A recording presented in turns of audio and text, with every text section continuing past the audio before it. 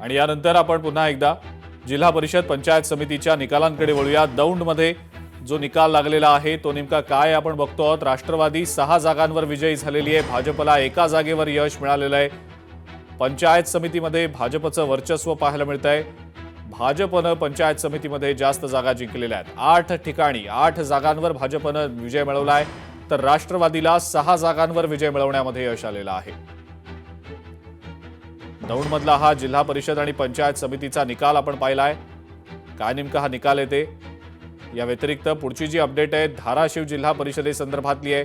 इथला सुद्धा निकाल आता समोर आलेला आहे। भाजप 13, शिवसेना 13, तर राष्ट्रवादी 5 जागांवर विजयी ठरलेली आहे।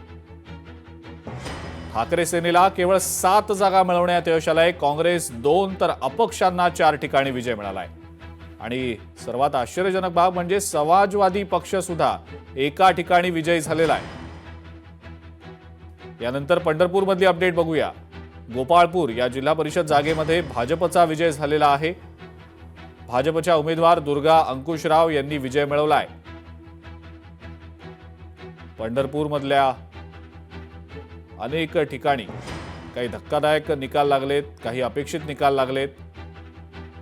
भाजपच्या उमेदवार दुर्गा अंकुशराव यांचा विजय झालेला आहे।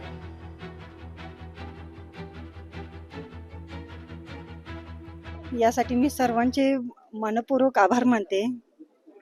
खास करून माझे जे मतदारसंघ आहे मी त्यांचं खूप मोठी ऋणी असेल। त्यांनी माझ्यावर विश्वास ठेवला।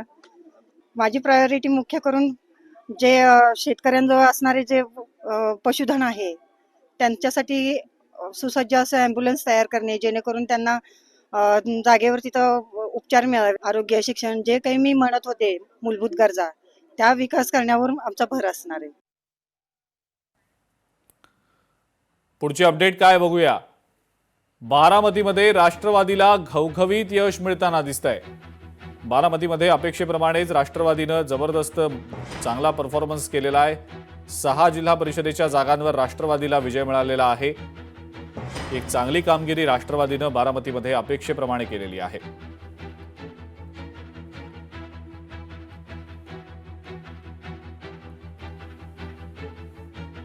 12 जिल्हा परिषदा आणि 125 पंचायत समित्यांच्या निकालावर महायुतीचंच वर्चस्व दिसतंय।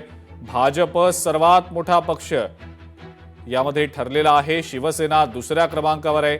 मात्र जी आकडेवारी आहे ती इतकी सातत्यानं बदलतीये की अजित पवारांची राष्ट्रवादी सुद्धा तोडीस-तोड टक्कर देत असल्याचं दिसतंय। मात्र या 3 पक्षांव्यतिरिक्त महाविकास आघाडीतले जे पक्ष आहेत ते निष्प्रभ ठरताना दिसतायत। आपण जर जिल्हा परिषद सदस्य संख्या एकूण 731 पैकी जर आकडेवारी लक्षात घेतली तर आतापर्यंत 584 ठिकाणी विजयी किंवा आघाडी असल्याचे कल समोर आलेले आहेत। त्यामध्ये भाजपनं 200चा आकडा कधीच पार केलाय। 260 ठिकाणी भाजपच्या उमेदवारांचा विजय झालाय किंवा ते आघाडीवर आहेत।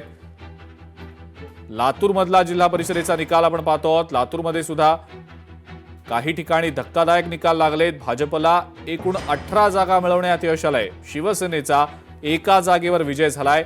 राष्ट्रवादीला 12 ठिकाणी यश मिळालंय, तर ठाकरे सेनेला सुद्धा एकाच ठिकाणी यश मिळताना दिसतंय। तर काँग्रेसला 23 जागांवर विजय मिळवण्यामध्ये लातूरात यश आलेलं आहे।